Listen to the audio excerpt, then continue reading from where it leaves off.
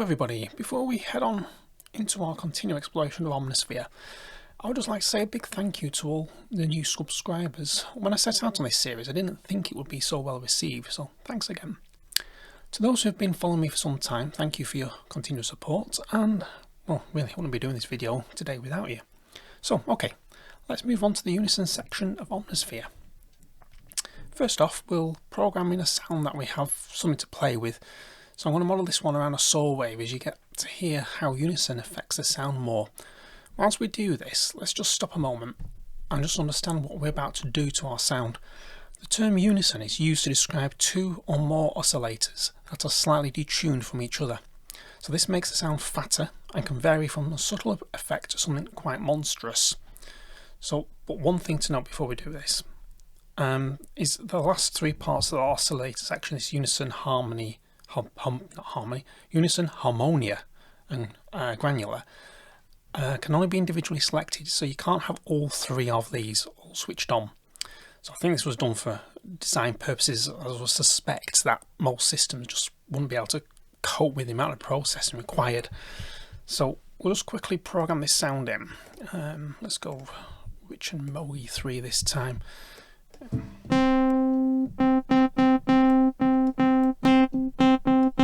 a bit of a bite, to resonance, turn sustain on the filter, turn the depth down a bit, make it pluck. There we go. And so we just go to Unison section, and just by turning this on, you hear the sound now. You can hear straight away the sound sounds bigger.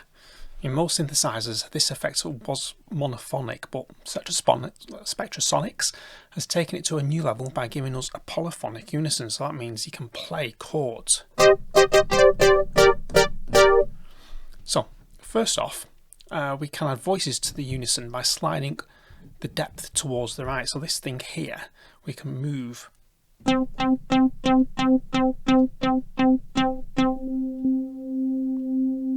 You can hear it stepping through if you listen carefully.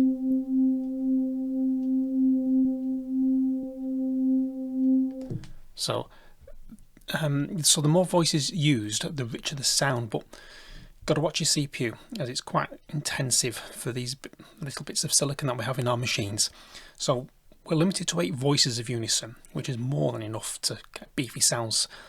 So handily, you probably saw this, but handily the graphic in the middle gives us a representation of these voices being added, because as we move it, see we've got more of these waveforms coming this way, left.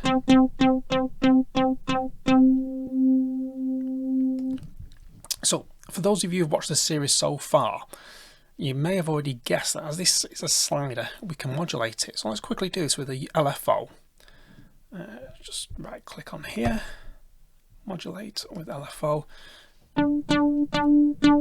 So as you can hear, at this point there's only a slight change to the sound, but this is going to change very, very quickly. So I'll just make this also. So that sounds quite tame and not really a unison-y type effect yet, but like I say, it's all going to change. So with spread, we move on to just unmodulate that so it doesn't colour what we're doing. So we move on to spread now. Just bring the depth on a bit, whack it up to here. You can now pan these additional voices across the stereo image. So if you just move that, you can see it's moving them slightly. When we have it at the minimum setting like that, all the voices, Unison voices, are dead centre of the stereo image. So as we move it to the right, the voices separate and get panned in the stereo image. So again, this can be modulated to add some real depth. You can tune the Unison voice, well, detune them slightly, which is what the octave menu does. It doesn't affect the main oscillator, it's just the unison of voices. So if I just move this down, now what is really, really odd, if you ask me this, but you can actually modulate the this particular parameter. So you can do this and get some weird whacked out sounds. If I just do sync, And just move the depth like that.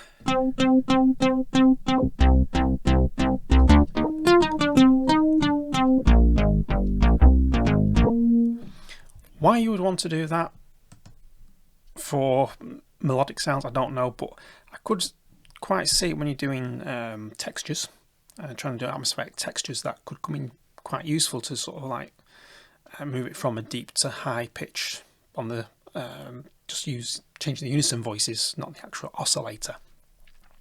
So yeah, very odd, but anyway, moving on. We've got the detune here. So whereas the octave only changes the octave that the unison voices play in, you can offset the unison voices with the detune, and it sort of offsets it against the original oscillator. So the original oscillator being this sound here, and these can be detuned away.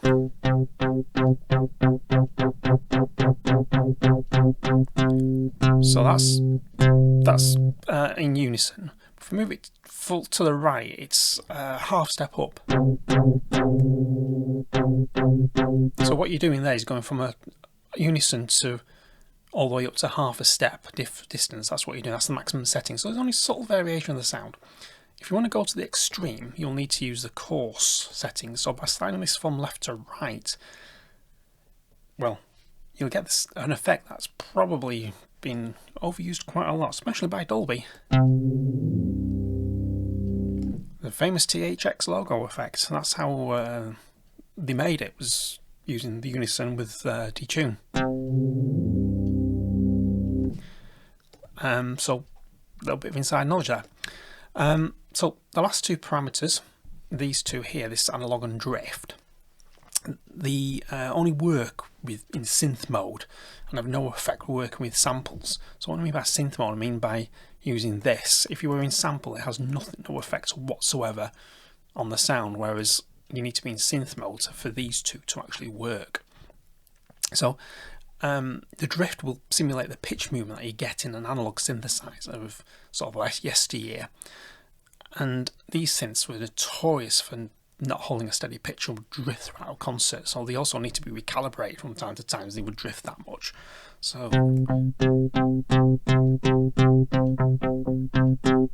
it's subtle.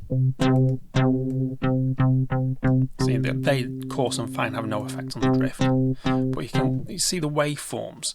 They move. If I move that, look at the middle of the screen here, you can actually see them move slightly away from each other and out of sync. So that's a great graphic representation of what's actually happening here. So the analog control allows for the certain inconsistencies to be introduced into both the pitch and the phase of the oscillator.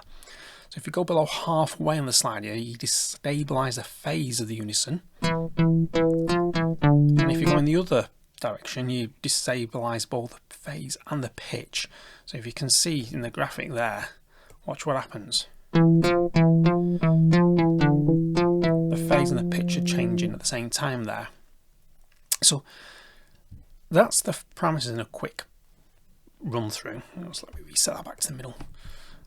To do that, just hold Control or Option on a Mac and just click on the parameter and it'll scoot it back to the middle for you. So you may be wondering what this little symbol here is. And this is the phase control and allows the initial phase of the unison voices to be spread randomly across the range. So we've got 5 options here which range from in phase to 180 degrees out of phase. At the moment it's 180 degrees out of phase, and if you watch that, that is bang in phase there, and then back to 180. So 1, 2, 3, 4, 5. There we go. I know I pressed 6 there because I didn't catch it properly. So that's completely 180 degrees out of phase. So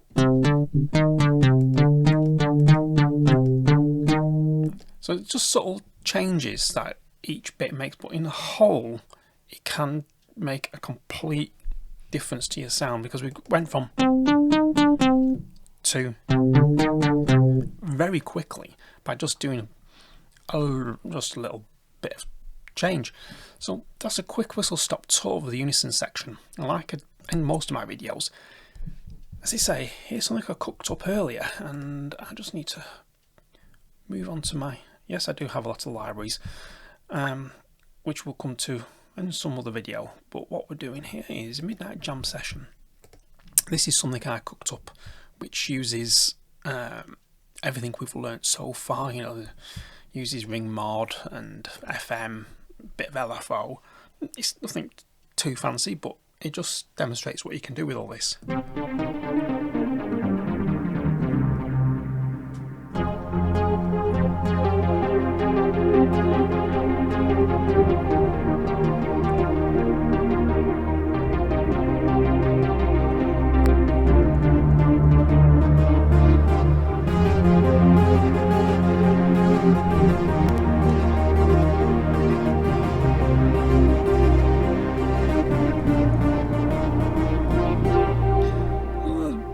Just a little something that what it can do, and all I've done here is used sub-fatty 4x shapes and a JP8 analog warmth. We've not done anything, used a different filter this time. We used a parallel wide, and yes, Richard Mogi comes in there. I do love that filter for a low pass. It's really, really nice on the sound. I've modulated the cutoff here, so if we just go into modulation, we get the LFO1 synth symmetry and LFO3 and FM hard sync. They are what's been changed by on part A. Part B, you've got LFO2 unison depth, wheel and cutoff. The wheel is altering the cutoff, as you can see. So we've got the LFO2 is doing the unison depth. So if we go into that, LF2 is that, so it's changing that slightly. So if we just click on the there we go, that's what I was after. If you look, it's not only moving it slightly, but it's enough just to give that sort of subtle depth to it. If I turn unison off on both of these, it changes the sound dramatically. It's quite thin sounding, whereas when I put unison on, it gives that fatness.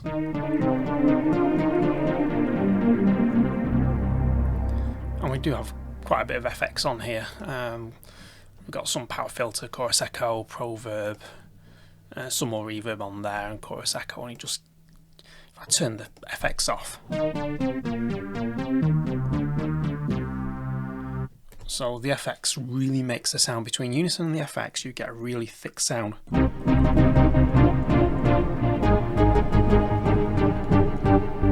So there we go. If you made it this far, thank you for watching. And if you found this video helpful, give it a thumbs up, subscribe to the channel, ding that bell in the top right corner of your screen to be notified when the next video is up, and I will catch you in the next one.